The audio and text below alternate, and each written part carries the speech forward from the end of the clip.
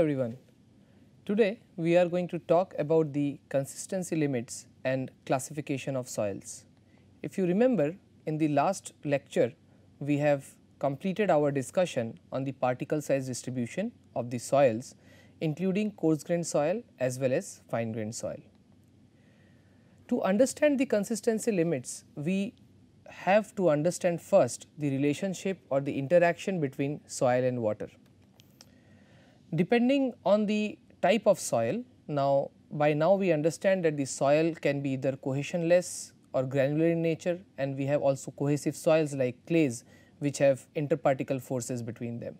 So, depending on various types of soil, the change in the soil volume due to addition of water will change.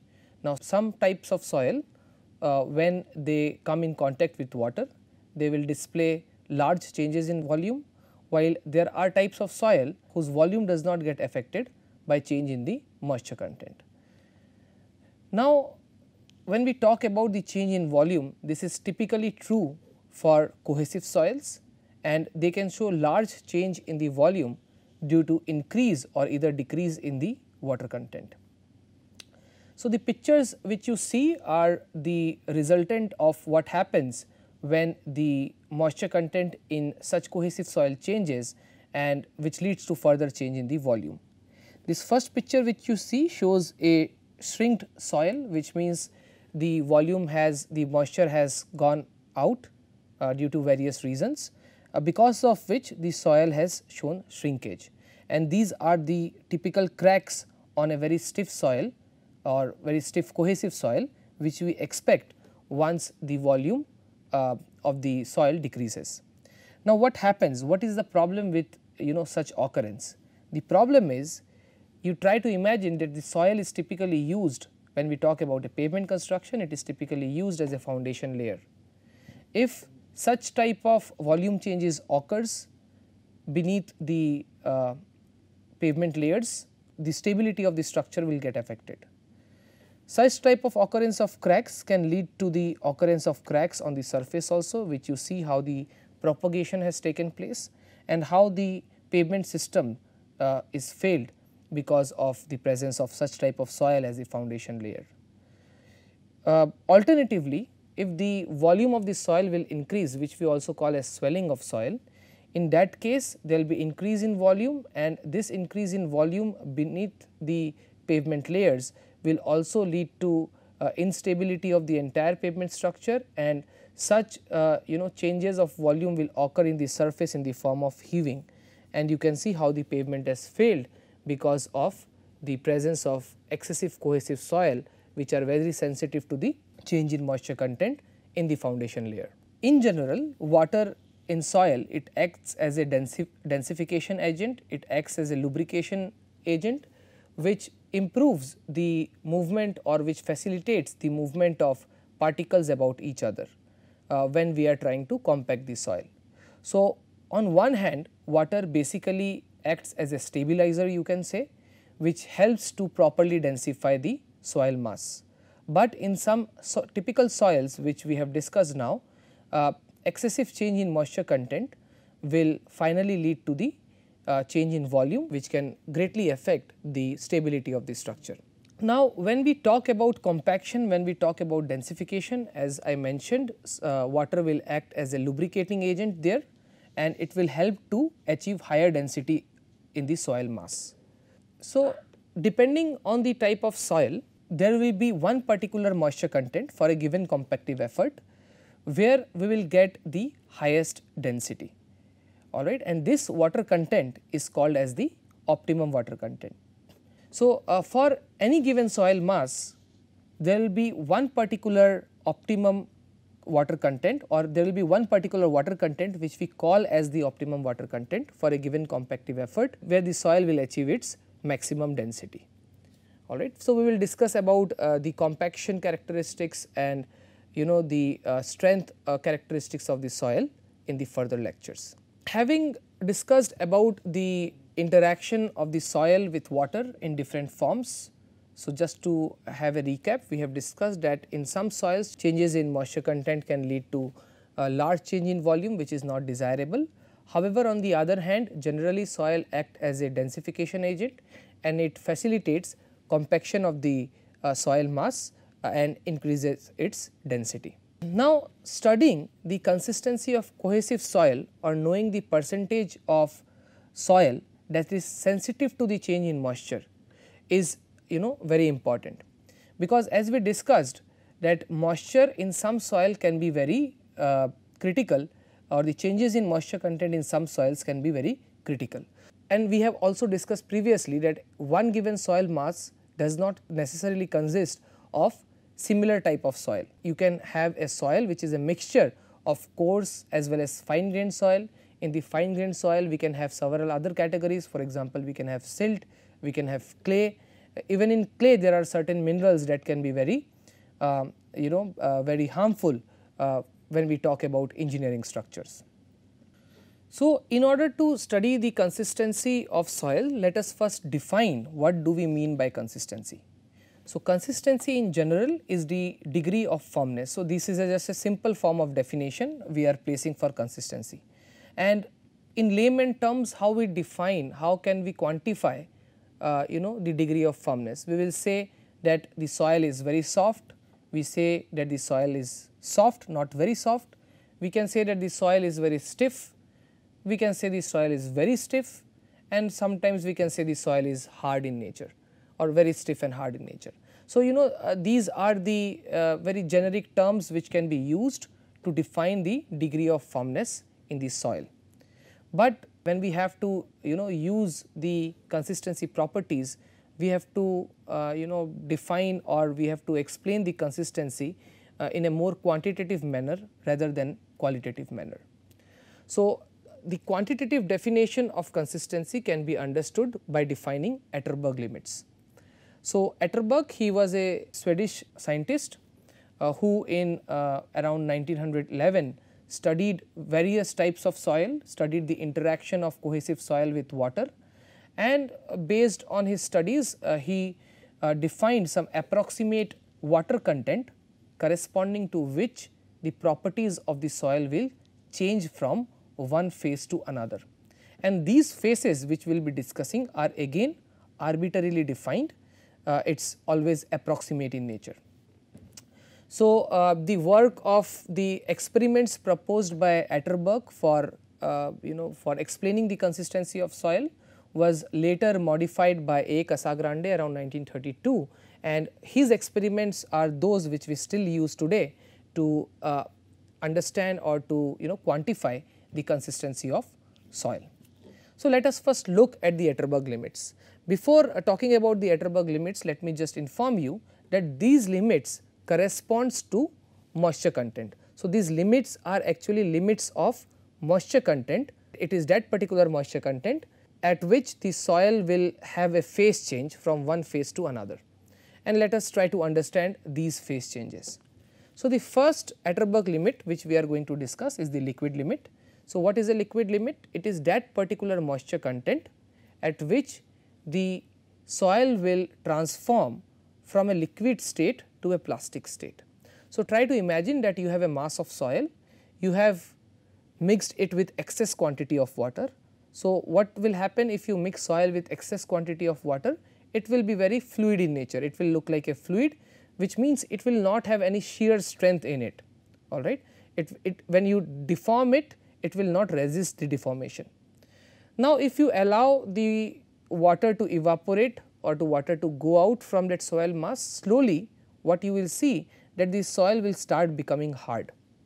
Okay. So, the soil is changing or it is transforming from a liquid state to a more of solid state, but this is not a direct transformation. From the liquid state, first the soil will go to a state which can be defined as a plastic state. So, what is that plastic state? It is that state at which the soil will start having some shear strength.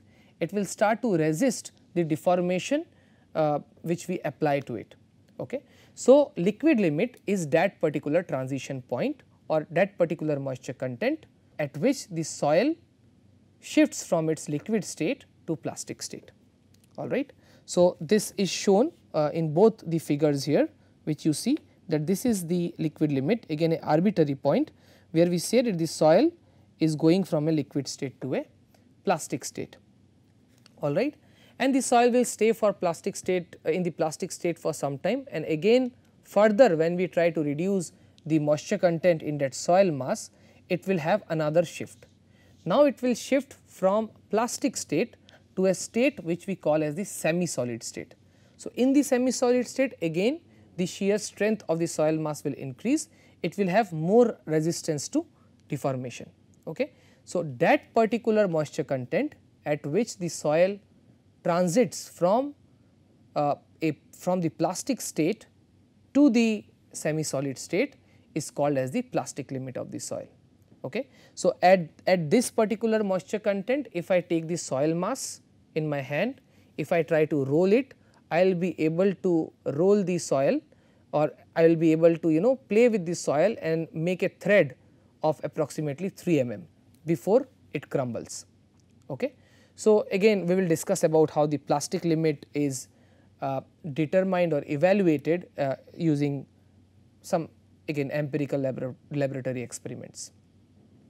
We have another limit which we typically do not use much when we talk about pavement engineering, but since we are discussing about Atterbuck limits, let me also define that particular limit.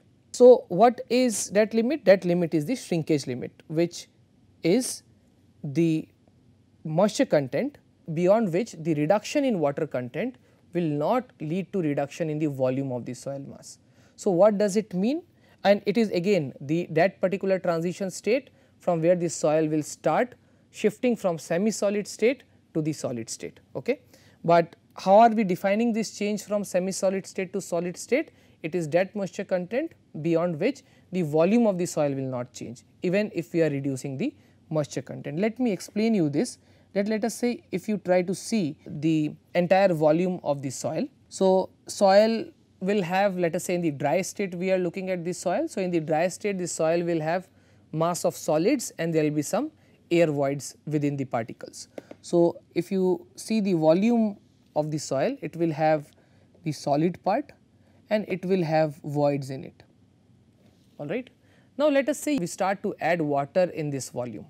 So what will happen? If you start adding water, let us say we added some water, so the water has filled this void. So we are adding water, but you see the volume of the water is not changing, the volume of the soil is not changing here, this volume of soil remains the same. The water is actually going inside the pores and filling the voids. Okay. So if we add more water, again there will be no change in the total volume, but we are adding an additional material which is occupying space within the voids, and the space will be occupied up to this point. Now beyond, which means the soil here is in a complete saturated state. Now beyond this point, if we start adding any additional water, it will increase the volume of the soil. Okay. So the shrinkage limit is that particular limit at which the soil is completely saturated and beyond which the addition of water will lead to increase in the volume of soil. So this can be understood using this particular figure you see. So here you see we are increasing, this is the graph between total soil volume versus volume of water. So you see when we are going from the left hand side to the right hand side up to this point, though we are increasing the water content, the volume of the soil is not changing, all right. And beyond this point, which means this is the point where the soil is completely saturated, and beyond this point when we increase the water, the volume of the soil will increase. Okay. And then we have certain zones where we are describing the soil behaving like a semi solid material or a plastic material or a liquid type of material. Now why are we interested in understanding this behavior or this consistency? Because as we discussed, there are soils which are very sensitive to change in moisture content, and we want to avoid those soils to be used in the construction. So these soils which are more sensitive to the change in moisture content are basically plastic soils, which means that they will remain for a very long time in the plastic state. So which is that plastic state? This is the plastic state. Okay. If you see this graph, and we have discussed about the limits. So, a measure of the plastic state will be the difference between liquid limit and plastic limit, and this difference is called as the plasticity index. So, larger is the value, which means larger is this range at which the soil is behaving in the plastic state, and we have to avoid those kind of soils, all right, and therefore, plasticity index is the measure. Now, the question is, experimentally how do you determine the liquid limit and plastic limit? Okay. So, let us talk about that experiment. Well, before talking about the experiment, let me tell you that the Atterberg limits and the plasticity index, they are used in several engineering classification systems in order to characterize basically the fine fraction of soil, all right. Even in the finer fraction, this is again generic, you have to remember for further in classes also, that whenever we are testing fine grained soil in the laboratory, you know, for defining the consistency limits or understanding the characteristic of the cohesive material, we always take soil sample that is passing 425 micron sieve. Okay. So, I may miss mentioning it every time in the lecture, but this is just for your information that usually materials or soil samples passing 425 micron sieve is used for the classification or for testing the fine grained soil, for which we are interested to see the plasticity characteristics, or we are trying to see the behavior of the cohesive material, all right. So, as I was mentioning that Atterberg limit and plasticity index, they are used in several engineering classification system to characterize the fine fraction of soil. These tests are also used for, or these indexes are also used for accepting these materials for construction, all right. In addition, these indexes which we will be discussing, they are also used to explain or correlate with other soil properties such as its compressibility, such as its permeability, such as its compactability, and also its swelling and shrinkage behavior, okay, and also the shear strength. So, that is why it becomes more important to study about these properties, because they bear direct correlation with other important characteristics of the soil. All right. So, now let us discuss about the tests that are used to explain the consistency limits or the Atterberg limits. So, the first test is the liquid limit test, all right. So, the liquid limit test is done using the Casagrande apparatus, which you see here. Okay. I have the Casagrande apparatus with me now. So, you can see it in my hand, all right. So, it consists of a hard base, this is the hard base, this is the brass cup, this is a simple equipment which is operated by hand. So, this is a hand operated equipment. So, this is a brass cup where we will keep the soil mass in a certain manner, I will tell you that, and then this is the handle. So, in this experiment basically this brass cup which is filled with soil is lifted up and down, all right, and this lift is approximately 1 centimeter. And how are we lifting this? We are actually turning this handle to lift. So, you can see that when you turn the handle, the brass cup lifts itself and then it falls on the hard base. Okay. So, I will explain you this experiment.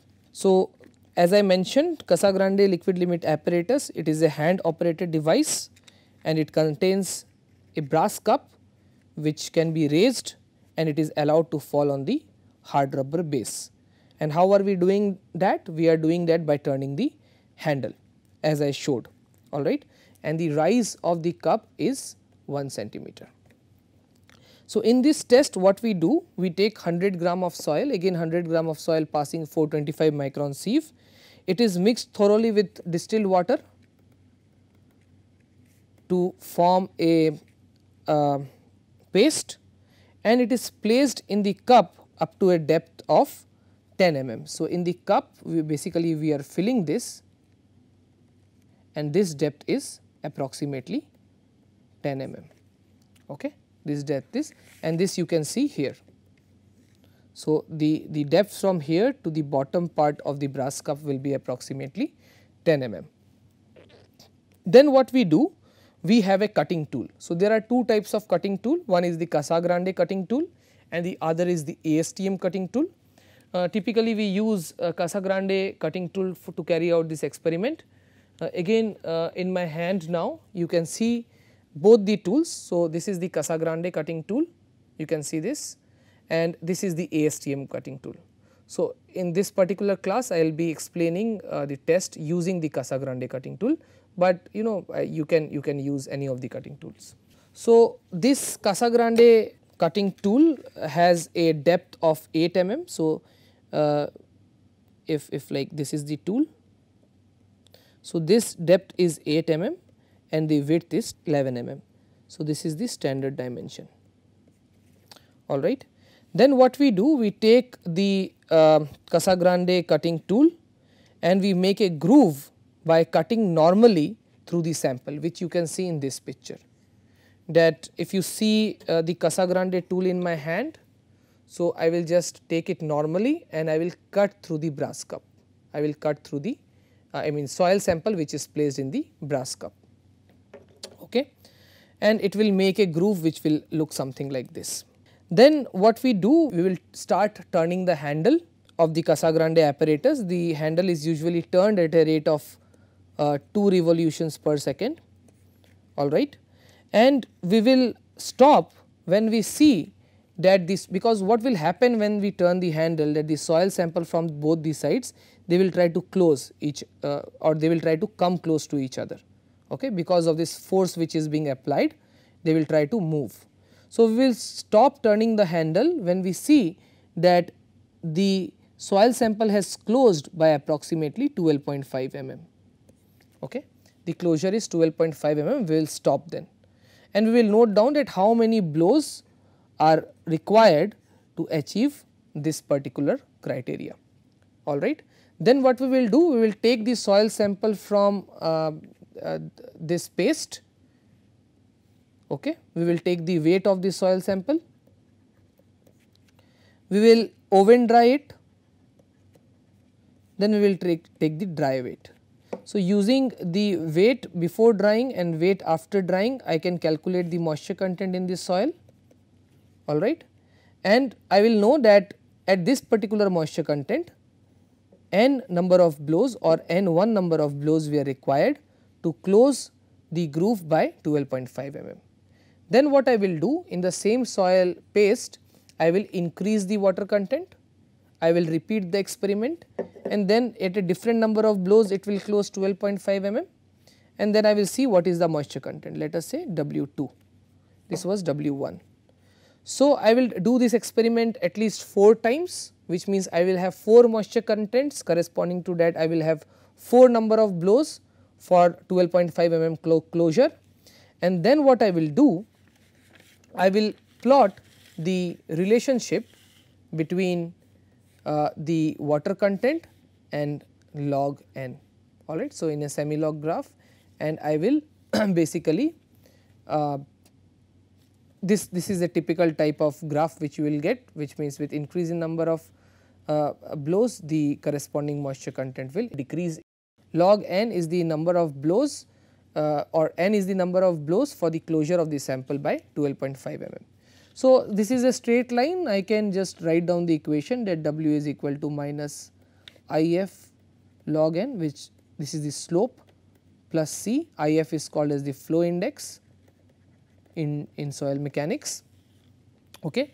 But what we are interested in is in finding out the liquid limit. So, liquid limit is moisture content corresponding to 25 number of blows.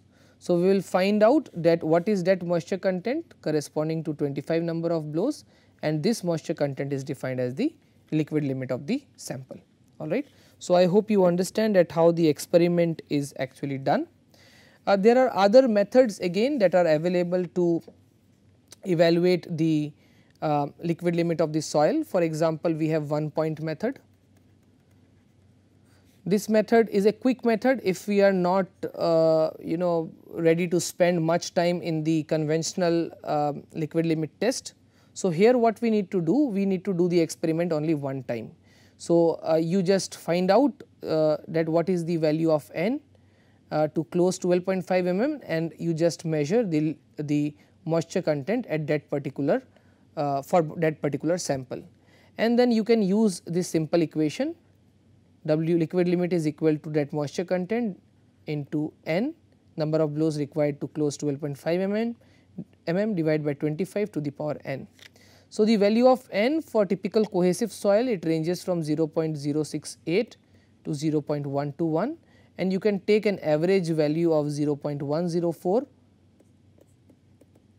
to do the calculations. Okay. But again you have to be very cautious because this is an approximate method. Another method which is again a popular method for determination of liquid limit is the use of a cone penetrometer, which you can see here. So, what we do here, again this is a simple experiment. We have a cup, this cup has a specific dimension of the dia is 5 centimeter and the height is again 5 centimeter. So, we will take the soil mass, we will mix it with water to make a paste, and we will press it in this particular mold. Okay. Then we will put it just beneath the penetrometer equipment. So, this penetrometer contains a needle. This needle has a specific dimension. For example, you see that the height of the cone is 30.5 mm and the cone angle is 31 degree, and the total mass of this penetration is 148 gram. Okay. So, we allow this mass to penetrate the sample. So, we will keep the cone here and we will start the test, and we will allow the cone to penetrate for 30 seconds. Okay.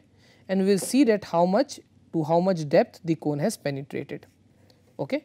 And then what we will do in that from that soil sample, we will take out a part and we will determine the moisture content in that soil. All right.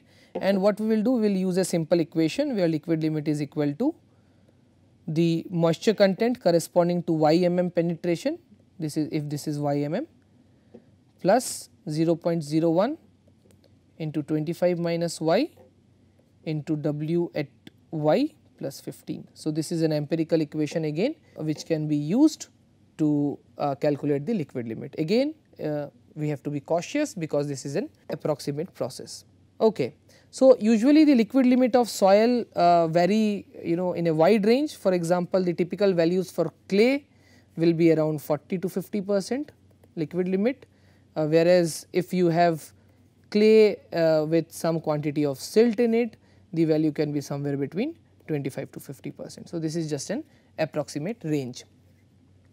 Let us now discuss about the plastic limit test. Again, this is a very simple test which you can do in the laboratory. So, what we do here, we take 15 gram of sample passing 425 microns, we add it with water to mold the soil sample, we will add that much water. Okay.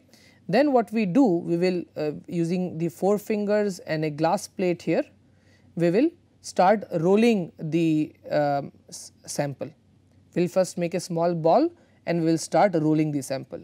So, we will roll the sample such that we are able to make a thread of diameter 3 mm.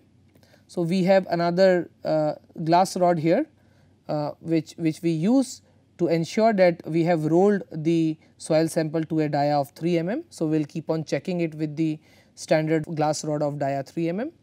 So, if we are able to roll it to 3 mm without occurrence of any crack in the sample, what we will do, we will squeeze out the water a little, okay, and again we will do the same experiment. We will squeeze out the water, remold the specimen, and again we will try to roll it in the using our 4 fingers and the glass plate, between our 4 fingers and the glass plate, and we will keep doing that until we observe that once we have rolled it to 3 mm, or I will draw it here, we have rolled it to 3 mm, the soil samples start to show crumbling. Okay. Again, this is a visual experiment, so it is more of qualitative in nature, but we will stop when we see crumbling occurring. Okay. So, in that particular soil mass where this crumbling has occurred, we will take a part and we will determine the moisture content. Okay? And this moisture content is defined as the plastic limit. And using the value of plastic limit and the liquid limit, which we have discussed previously, we can calculate the plasticity index. Talking about plastic limit, again it varies in a wide range for different type of soils. For example, if it is a silt with some amount of clay, then approximately it will be around 5%. If we have clays, the plastic limit can be very high, around 30%. If it is completely silt or has more of cohesionless material, then you will not be able to mold that particular type of soil into thread. So, it will be denoted as non-plastic, whose plastic limit will be equal to 0. So, based on the plastic limit, approximately we can say that if the value is 0, it is a non-plastic material. If the value is less than 7, it is a low plastic material.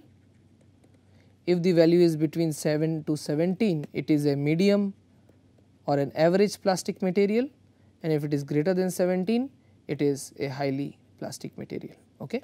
So, this is the way we can classify the plasticity of the soil based on the plasticity index also. Okay? Before we move forward, I just want to also mention that we have discussed about shrinkage limit. There are other indexes in soil mechanics which we use, like liquidity index, we use toughness index, we use other phase relationships. So, though these all indexes and values are important from the perspective of soil mechanics, but we do not typically use them to classify or to understand the soil to be used in pavement application, and so we are not discussing this in this particular lecture. Moving further, this table just will give you will help you to do some calculation on your own to see if you are able to use the data to calculate the liquid limit. So, here what is given, that a soil has been tested, the plastic limit of the soil is 20, then the soil, the weight of the container has been given where you are keeping the soil after each trial in the liquid limit test. Weight of the container plus wet soil is given, which means the difference in this two will give us the weight of the wet soil. Okay? And then we have the weight of the container plus oven dried soil, which means the difference in this two will give you the weight of the oven dried soil. So, using the weight of the oven dried soil, using the weight of the wet soil, you can determine the water content. Alright. So, you have water content here using these three values. You have number of blows here. Similarly, you determine other water contents using these three values that are given, alright, which means you will have 4 water content, 4 number of blows, just plotted in a semi-log graph with water content in the y axis and logarithmic of number of blows in the x axis. Just try to use the straight line equation and you try to find that what is that water content corresponding to 25 number of blows, alright, and that water content will be the liquid limit. Using the plastic limit, you have the plastic limit, you can calculate the plasticity index of the soil. And finally, how are we using the value of plasticity index? This we will discuss when we talk about the classification system. For example, this graph is typically used in the classification system. So, this is the graph from the unified soil classification system, where we have A line. So, what A. Casagrande did, he studied different types of soil, okay, and he plotted a relationship between plastic limit and liquid limit, and depending on where the values lie, he divided this chart into different parts and which can be used to classify the soil. You do not have to worry about these terminologies now, because we are going to anyway discuss about these terminologies when we start discussing about the classification of soil. Okay. So, using the value of liquid limit and plasticity index, we can understand whether this soil can be used for different applications in pavement construction.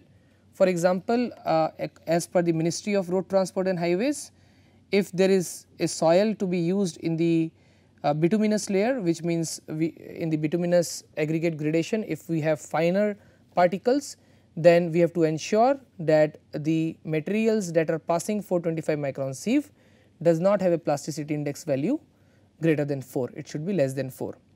Similarly, if we are using soil in granular base course, if it is a WBM, we have to ensure that the fine fraction has a liquid limit less than 20 and plasticity index less than 6. In granular subbase, we have to ensure that the finer soil particles have a plasticity index less than 6 and liquid limit less than 25. And if the soil has to be used in embankment, then we have the values are relaxed more. We can go up to we can use soil sample whose liquid limit is up to 50 and plasticity index is up to 25, but should not exceed these values, all right. So, this is how the liquid limit and plasticity index can be used to choose or to decide if this soil can be used in pavement construction. All right. So, now we understand that what is the use, what is the importance of consistency limits and how do we determine them in the laboratory. Now, let us move forward and discuss about the classification process of soil. Now, one process we already know is based on the grain size, all right.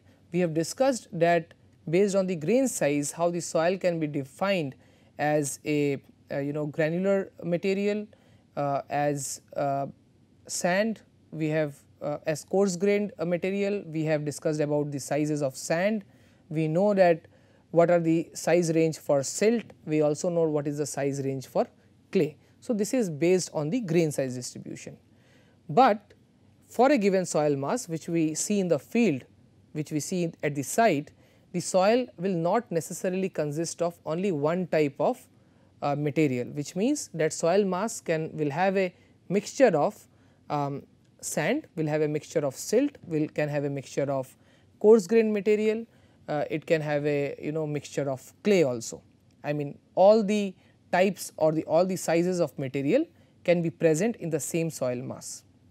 Okay. And the proportion of these category also can vary considerably. For example, we can have a soil where most of the proportion or the maximum amount of soil comprises of coarse grained material and only some percentage of that soil has some amount of silt or clay, let us say.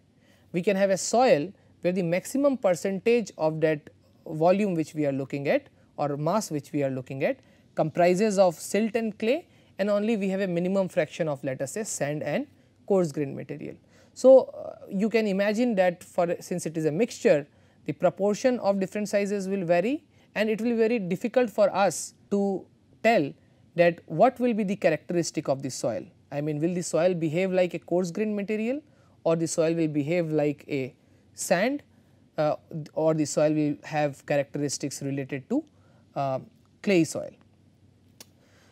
For example, another important question which we have to answer is, suppose you see a soil and I ask that tell me whether the soil is a silt or a clay or a coarse grained soil. So, what answer will you give me? So, it depends on our definition that how are we defining the type of soil, which means how much silt, let us say if it is a silty soil, then how much silt should be present in that particular soil to classify it as a silt. If it is a clay soil, how much percentage of clay should be present to classify it as a clay soil. So, that becomes a challenge which needs to be answered in some form in order to classify different types of soil. Sometimes combined names are given. Now, these combined names can be based on the constituent that dominates the behavior. For example, we can have a sandy clay. So, sandy clay are soils which contains large proportion of sand, but the properties are dominated by the presence of clay, all right. So, again it depends on what is the proportion of different materials and which material is controlling the property of that particular soil mass. So, if we want to define the soil classification system, it can be defined as a process of grouping soils based on certain definite principles. So, we have to first decide that what are those principles or what are those factors based on which I am defining the classification system, and these principles or these factors need to be developed through some simple laboratory test which can be done on that particular soil mass. So, in this category we have two groups. So, the classification can be done Now, this is an approximate classification based on field tests, and one classification system which is a more accurate form of classification can be done based on size on one hand and also based on the consistency limits which we have discussed. Now, field test becomes more important when we are trying to approximately determine or we are trying to quickly understand at the site that what is that particular type of soil. Maybe we are not ready with the equipments which are required to do a detailed classification. So, we want to do a quick assessment, the engineer wants to do a quick assessment just by looking at the soil or by doing some simple test at the site to understand what is that particular type of soil. So, the first field test is the visual observation of grain size. Now, this can be done specially for coarse grained soil, because visually we can see and understand what is the size of that particle, and we know that if the particle is, let us say, more than 4.75 mm, it will be a coarse grained material, they will be gravels. If the size is less, then again we have subdivisions. For example, we will have coarse sand, fine sand, medium sand. So, up to understanding about the coarse grained material or gravels, it is still easy by visually observing the grain size, but when you talk about fine materials, fine grained soils, as the size decreases, it becomes very difficult to visually assess the soil and tell about the properties or the type of soil. In that case, some indirect test can be done in the field. The first test, let us say, is the dry strength test.